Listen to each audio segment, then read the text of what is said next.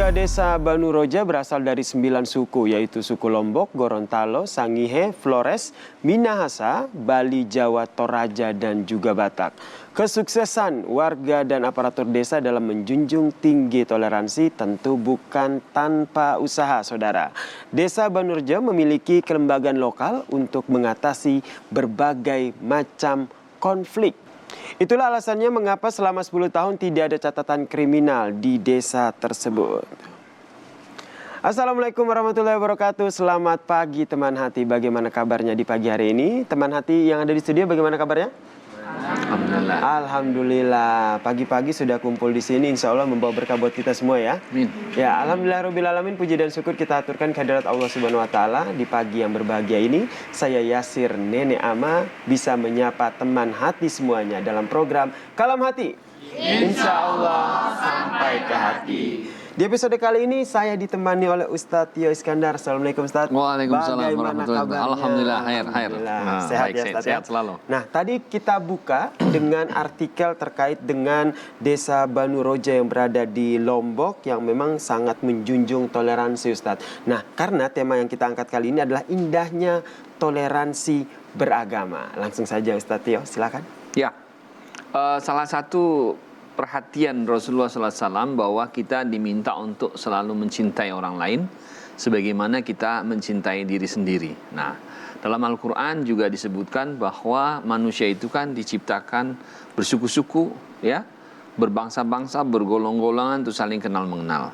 Adalah sebuah keniscayaan kalau dunia ini hanya diciptakan oleh satu bangsa, satu kelompok, satu golongan.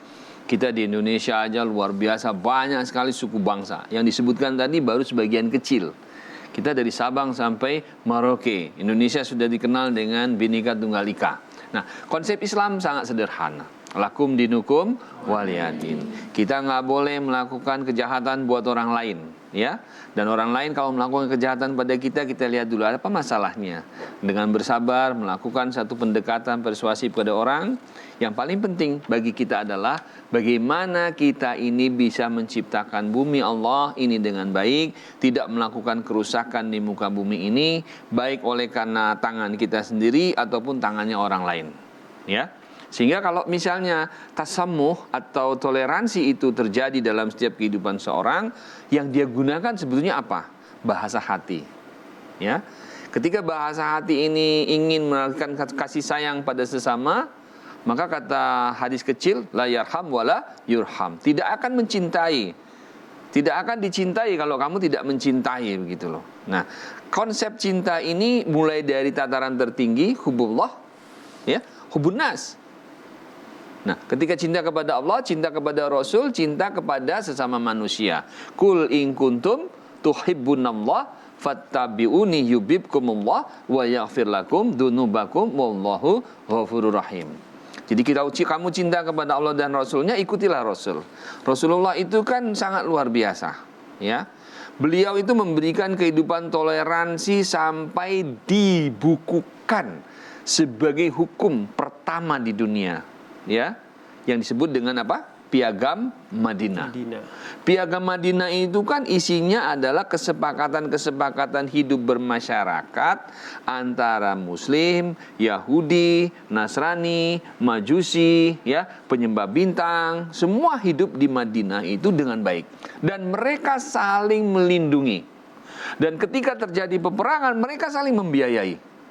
Bukannya Islam yang membiayai. Apalagi yang terjadi di situ? Ada proses pembelajaran yang dilakukan, ya. Muslim pada waktu itu tidak pandai membaca menulis, Yahudi yang ngajarin untuk pandai baca dan menulis. Indah sekali.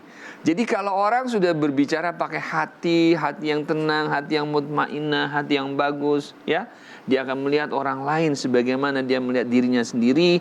Dia cinta betul orang lain dengan ketulusannya, maka yang terjadi adalah kedamaian. Gitu ya.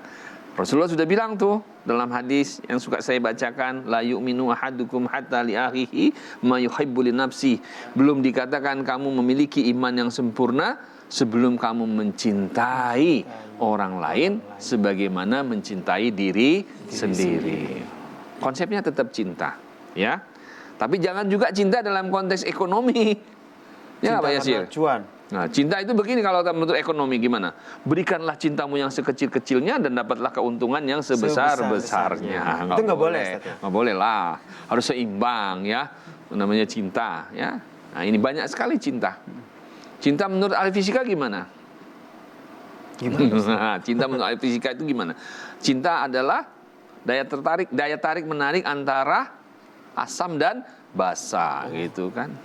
Kalau Itu menurut kimia, Ustaz. itu kimia. Iya. Oh, ya. Kalau fisika tuh kutub utara, kutub selatan, Wah, saling ini. tarik menarik. Maka dari itu, ada nggak daya tarik menarik di sini? Nah, ketika cinta itu kemudian diwujudkan dalam satu bentuk kedamaian, keinginan untuk membentuk suatu masyarakat yang baik, maka yang terjadi adalah keinginan semua pihak untuk saling berkorban. Gitu Sehingga toleransi beragama itu dapat tercipta. Nah, betul. Nah, kalau kita lihat dewasa ini kan toleransi antar umat beragama itu semakin terkikis begitu. Dari pandangan Ustaz sendiri apa yang menyebabkannya? Ya, saya punya pengalaman. Saya hidup 55 tahun di Indonesia ya.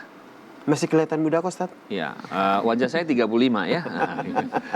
Jadi gini, dulu itu kita perubahan itu hanya terjadi karena masalah-masalah ubudiyah, keibadahan. Misalnya gini ya, mohon maaf nih. Misalnya ada orang sholat subuh, dia pakai kunut, nggak pakai kunut. Tapi sekarang tidak. Karena sekarang ini ideologi yang dibawa adalah ideologi dari luar masuk ke Indonesia. Nggak cocok gitu loh. Ya. Nah ini yang menjadi masalah buat kita. Bagaimana kita nanti menentang ideologi dari luar supaya nggak masuk ke negeri kita ini, supaya kita Indonesia tetap aman dan nyaman. Amin. Bagaimana caranya? Tahan dulu, Ustaz. Ya, tahan dulu teman hati yang ada di studio maupun juga di rumah. Kita akan lanjutkan usai jeda berikut ini. Tetaplah bersama kami di Kalam Hati. Insya Allah sampai ke hati.